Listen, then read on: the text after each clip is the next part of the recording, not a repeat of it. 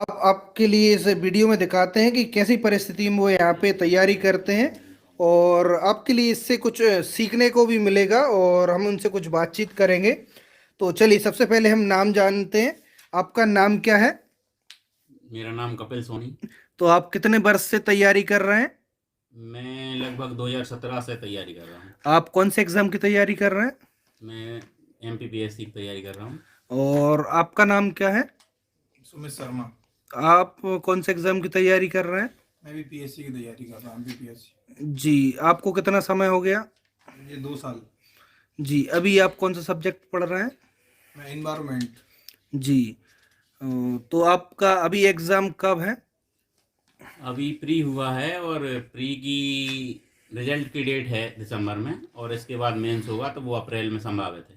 जी। तो चलिए, हम आपको अभी समय बता देते हैं। लगभग अभी इनसे ही जानने की कोशिश करते हैं कि अभी समय लगभग कितना हुआ होगा। लगभग 2 बजे हैं रात के। रात के लगभग 2 बज चुके हैं और यहाँ पर कंटिन्यू पढ़ाई कर रहे हैं। तो देख सकते हैं इनका जुनून पढ़ाई के प्रति कितना ज्यादा है।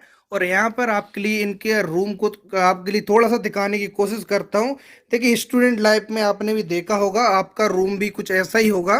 देखिए, रूम लग्जरी बिल्कुल नहीं होता, लेकिन एक दिन ये रूम लग्जरी जरूर बन जाता है ना, क्योंकि पढ़ लिख कर यही लोग अधिकारी की पोस्टिंग पर जाते हैं और अच्छे से अच्छे रूम केबिन में बैठते हैं। यहाँ पर सामने एक बोर्ड भी लगा हुआ है, यहाँ पर कुछ लिखा भी हुआ है।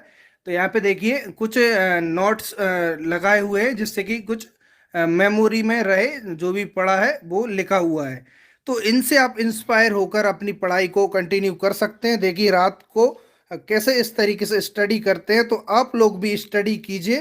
कोई सा भी एग्जाम चाहते हैं तो आप उसको कंटिन्यू कीजिए। रात हो या दिन हो, आपको लगातार मेहनत करना होगा, तभी आपका सिलेक्शन होगा। आप जैसे कि आप कपिल सोनी जी, आप लगभग दिन में कितने घंटे पढ़ाई करते हैं? ऐसा कोई निर्धारित तो नहीं है, लेकिन 5-6 घंटे से कम नहीं होती कभी भी। जी, 5-6 घंटे आप पढ़ते हैं। तो जैसे आप शिफ्टों में पढ़ाई करते हैं या फिर कंटिन्यू पढ़ाई करते हैं? नहीं, जैसा टाइम मिल जाता है, दिन में भी है रात में भी है। तो दिन में कम हो पाती है, रात में ज़्यादा हो पाती है अच्छा, पढ़ाई। जैसे आपकी दैनिक दिनचर्या कैसी होती है, थोड़ा सा हम जानने की कोशिश करेंगे। दैनिक दिनचर्या तो ऐसा है कि खाना भी मैं खुद से ही बनाता हूँ। बाहर के खाने से बीमार होने का ज़्यादा वो रहता है, जी। खतरा थोड़ा सा। तो थोड़ा सा हेल्थ कॉन्शियस रहना पड़ता है। इसके अलावा खाना भी मैं बनाता हूँ और अकेला रहता हूँ, तो उस हिसाब से सब मेंटेन मुझे करना पड़ता है, यहाँ का रहने का भी और फिर इसके बाद पढ़ाई भी है। देखिए, आप सरकार से कुछ कहना चाहेंगे वैकेंसी को लेकर, कि वैकेंसी टाइम पर आना चाहिए और कितनी क्या वैकेंसी होना चाहिए आपके अकॉर्डिंग, और टाइम पर एग्जाम सरकार को कराना चाहिए, या जो भी आपका सवाल हो सरकार के प्रति, आप कुछ कहना चाहें? सरकार से तो ये है कि सरकार से तो उम्मीदें सब लोग लगाए हुए हैं, और वो भी कहीं ना कहीं अधिकारियों पे और ब्यूरोक्रेट्स पर ही निर्भर हैं। लेकिन उससे ये है कि कभी कभी जो डिले होता है, या मान लो महामारी है, तो वो तो चलो ठीक है, एक बात है, उसमें तो सभी लोग प्रभावित हैं कहीं ना कहीं से। लेकिन अगर बिना इन चीज़ों के, महामारी नहीं है या कोई ऐसा कोई संकट नहीं है, तो लगभग हर साल जैसा उसका जो वो रहता है शेड्यूल, उस हिसाब से उनको कराना चाहिए। क्योंकि उसमें क्या है कि एज लिमिट भी किसी की क्रॉस होती है, तो वो वंचित रह जाते हैं कभी कभी, जिसकी एज निकल रही है। या फिर कभी कोई कारणवश कोई इस साल नहीं दे पाता है और अगले साल भी उसकी वो नहीं आती है, तो उसका गैप ज़्यादा हो जाता है। तो उसमें उसका पढ़ाई छूटने का डर रहता है। फिर एक जिम्मेदारी वाला वो भी रहता है कि आपकी उम्र हो रही है, तो आपको परिवार की जिम्मेदारी भी संभालना है।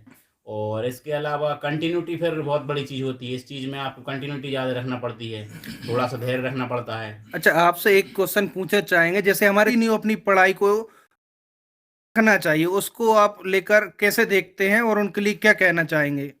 देखिए, क्या ऐसा है कि निराशा तो निश्चित रूप से आती है, सेल्फ मोटिवेशन कम हो पाता है इस चीज़ में अगर लंबा समय हो जाता है तो।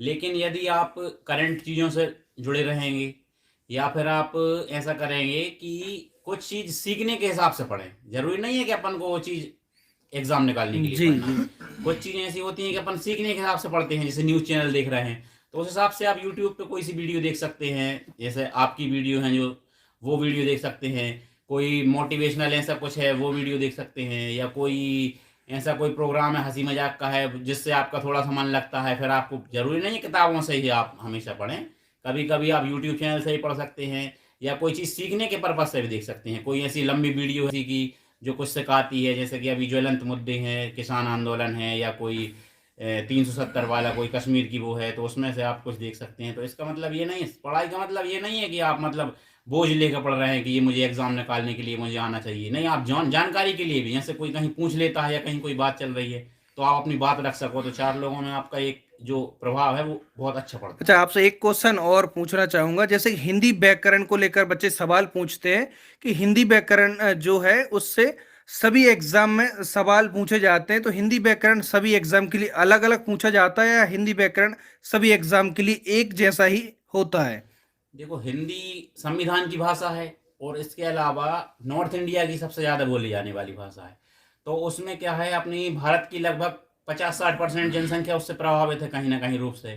तो उसके लिए हिंदी व्याकरण में आपकी हिंदी में अच्छी पकड़ होना चाहिए। इसके अलावा एग्ज़ाम में है तो एग्ज़ाम में लगभग वही चीज़ें आती हैं। अगर आपको ज़्यादा कन्फ्यूजन है तो आप उसी